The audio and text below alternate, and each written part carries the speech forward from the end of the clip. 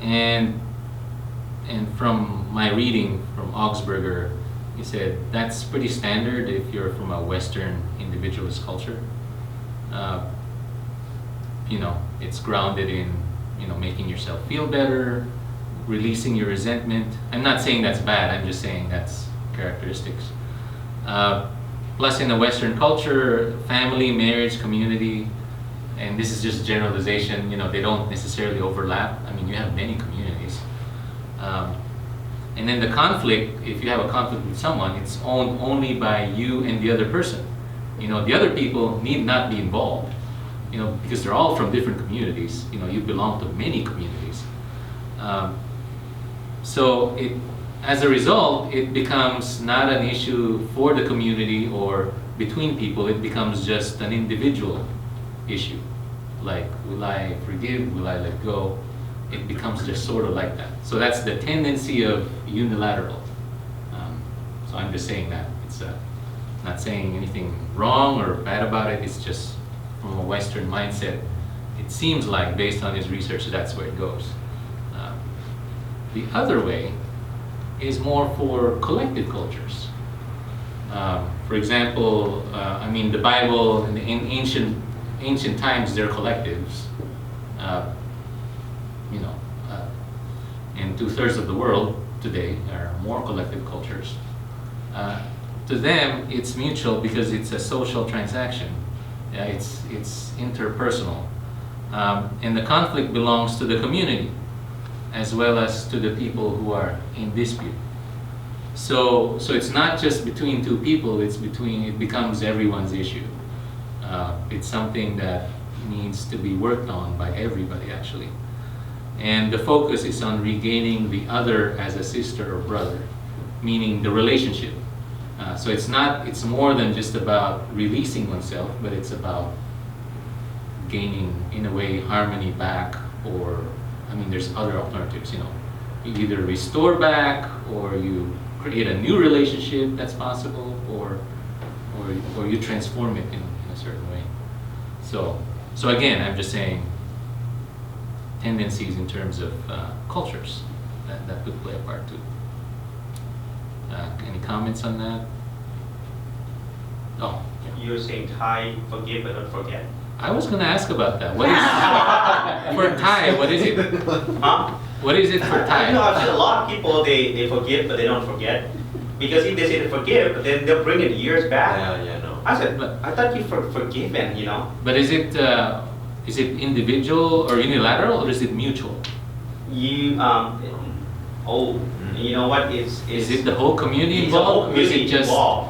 It's, if my cousin is mad at you, I'm the supposed to whole spread, and community. then, The whole side of your... yeah, the whole side family gonna get mad at you, and Oh, yeah, okay. if we lost a soccer game, we're gonna get you outside the field. Okay. Right? Right. A lot. All right. So that's an example of a collective culture, right? Oh, yeah. For Thai. Nat? I'm just gonna say, I think it depends on generation with that. Well, I don't know, but I think in my generation it's more like, if it's my issue, I keep it with me as my own issue. But if it's my friend's problem, then I would carry their business to Carry the burden. Okay. So it is collective. It is. It is. It's But kind of still both. collective. It's still. It's kind of between in my generation. Okay. That's interesting. I didn't know the level of how collective it could be. But is it also individual in a sense in Thai, or not really? Depends on the now- person. It depends. Yeah, now it's kind of in the between, I guess. Like in Thai, there could be disagreements and no one else is involved. It's just the two of them. Very rare. No, not really. Okay. Rare. Where are they from? Yeah. Yeah. All right. So what happened was that my uncle, when he was a teenager, people still remember him being that guy who ride motorcycle and beat up other people. But this is, years past, he wrote 60 book on, different, and he planted many churches, change, but people still have in their mind the that done wrong to them. And this is 40, 50 years past. So they haven't forgiven They him don't for forget. his behavior before that. Yeah, because they still remember They him still remember being that. being like the drunk and the Even though he's a beat up pastor the who's heel. planted churches. And then he came to Christ and he but Wow. yeah, people said, well, even though he's pastor, we still I said, what? So it's also individual. But some people, I mean, from him, it's long gone. That's going back on his ministry. Yeah. All right. Let's see. Yeah, but Thai people don't forget that's Yeah, that's still true today. I mean, even me. And this is the Can't fight the memory then. This is the huh? new generation. Yeah, I'm not saying that I don't forgive them, but sometimes you want to stay like caution that like things like this have happened. And you don't just want to forget. Like you forgive, and you're good with them, you're cool, but you still want to be with. Yeah, you can be more cautious. Yeah, you don't want to like You have let a that happen reference, you have a again. reference. Yeah. Yeah. Well, yeah. There's a You have past. reference. You don't want that, Uh-huh. Yeah. you don't want to totally, you're not gonna totally forget, but you're. We'll go through that forget but going back to this unilateral act, Young kid. if it's unilateral, it's a return to mutual goodwill or neighborly love. You set yourself free from the demands, you free the other person. There's actually no prerequisite, there's no consequence. You're not giving the other person any consequence. And it's pretty much almost virtually unconditional. You forgive if you're approaching it as a unilateral act. For a mutual transaction, there's repentance and reconstruction.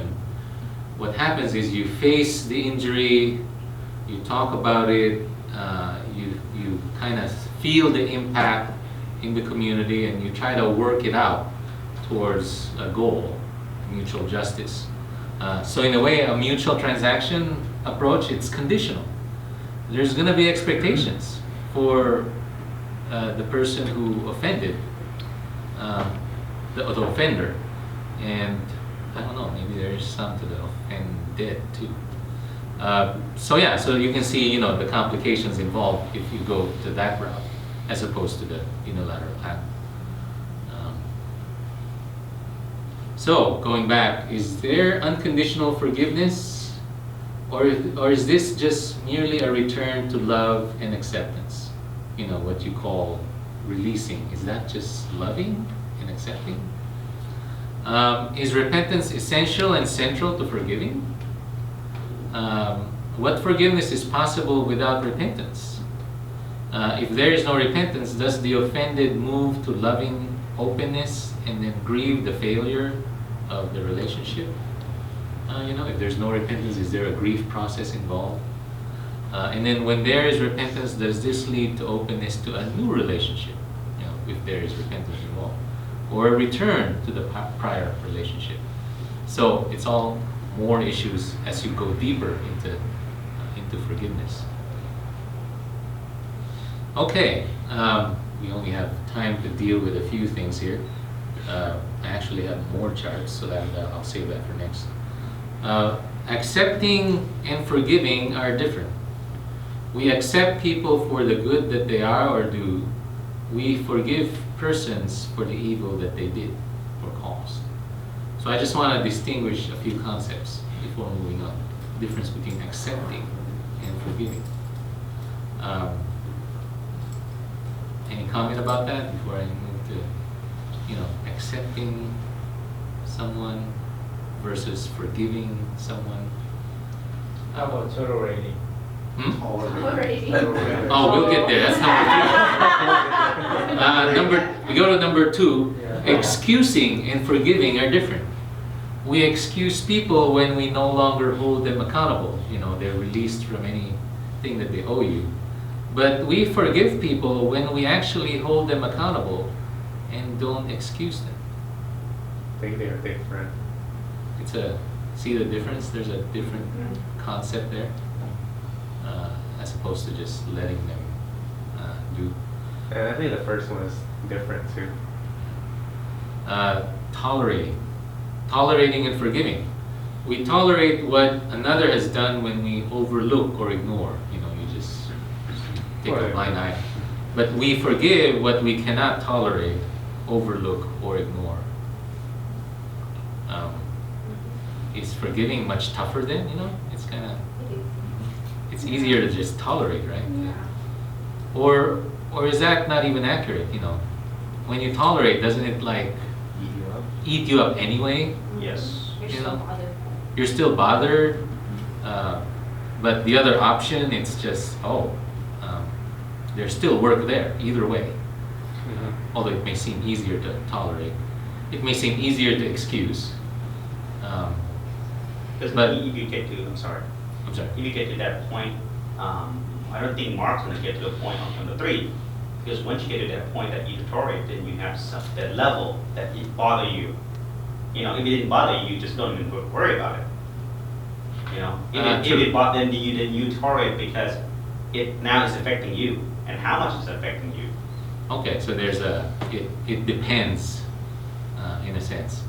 Yeah. I think it depends on the person. Like someone, when they start to ignore another person, they just like don't care, just pretend like they don't see at all. Like Just like the Just like what? wind. it's like the air, The air you breathe, you Yeah. take for granted. And that's like really bad because it means that you're at the point that you no longer have the will to go back and keep the relationship You anymore. don't really care about it. Just like, whatever.